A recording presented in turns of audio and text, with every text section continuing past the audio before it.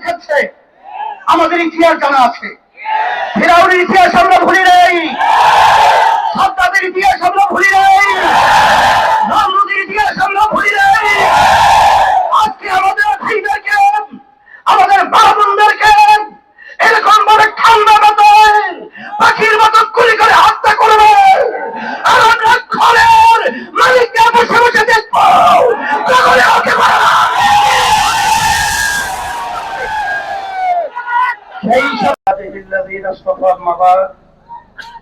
أعوذ بالله من الشيطان الرجيم بسم الله الرحمن الرحيم ظهر الفساد في البر والبحر بما كسبت أيدي الناس صدق الله العلي العظيم جاء الحق وزهق الباطل إن الباطل كان زهوقا সবাই দুরূদ শরীফ পড়ি আল্লাহুম্মা সাল্লি আলা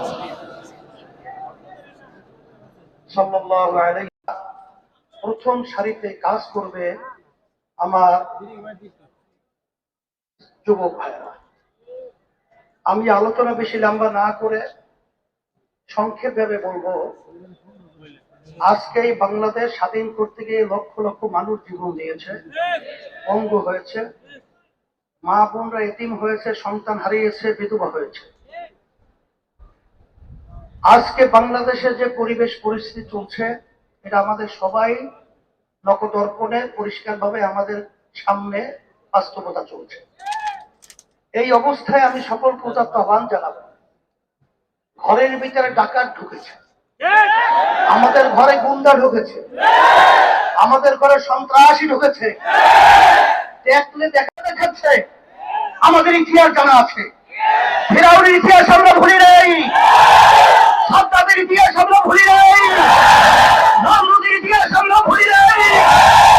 আজকে আমাদের ভাইদেরকে, আমাদের মা বোনদেরকে এরকম ভাবে ঠান্ডা মাথায় পাখির মতো গুলি করে হত্যা করবে, আর আমরা ঘরের মালিককে বসে বসে দেখবো তাহলে ওকে মারা।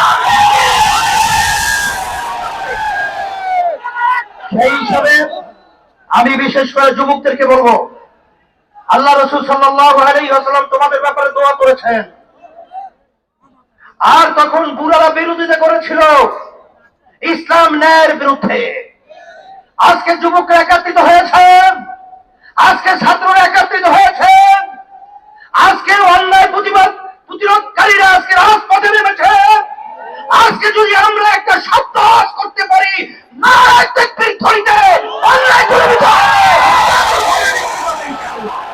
আমি সকল প্রদত্ত আহ্বান জানাবো। শোনো, আজকে আমাদের দেশটা কোন পর্যায়ে চলে গেছে।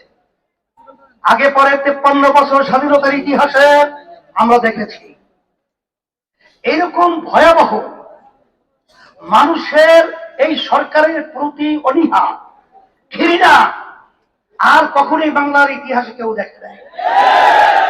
আজকে বর্তমানে তোমরা তাকিয়ে দেখো, বাংলাদেশ তামাম বিশ্বের মানুষ দেখেন যে আজকে বাংলাদেশের বর্তমানে যে সরকার স্বঘোষিত এবং আওয়ামী লীগ লালিত যে সরকার আজকে ক্ষমতায় বসে আছে, আজকে কিভাবে জুলুম, নির্যাতন, হত্যাযজ্ঞ আজকে বাংলার সাধারণ মানুষদেরকে, ছাত্রদের বুকের উপরে কিভাবে গুলি চালাচ্ছে, কয়দিন চালাবে, কত লাশ সরকারের দরকার।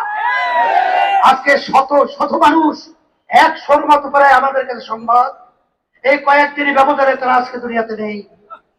তাদের আজকে গুলি করে তাদেরকে আজকে ধ্বংস করা হয়েছে, হত্যা করা হয়েছে। এই কোন হত্যার প্রতিবাদে ইসলামী আন্দোলন বাংলাদেশ আমরা কখনোই ঘরে বসে থাকতে পারি না।